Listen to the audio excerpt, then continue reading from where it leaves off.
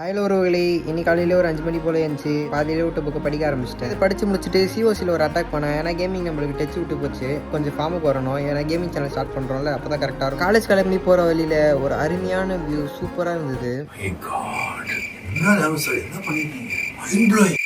College கேன்டீனில் ஆளே இல்லைனாலும் நம்ம கேங் மட்டும் அங்கே இருக்கும். அப்படியே ஒரு ஜூஸ் வாங்கி எல்லாரும் குடிக்க ஆரம்பிச்சிட்டோம். இன்னைக்கு இங்கிலீஷ் எக்ஸாமு அருமையாக எழுதிருந்தேன். எக்ஸாம் முடிச்சுட்டு வீட்டுக்கு வந்து ஒரு அப்பளம் வச்சு சோலோவாக சாப்பிட்டேன். சாப்பிட்டு முடிச்சுட்டு ஹெல்மெட்டும் நம்மளோட வண்டி கவரும் போயிட்டு வாங்கிட்டு வந்துட்டேன்.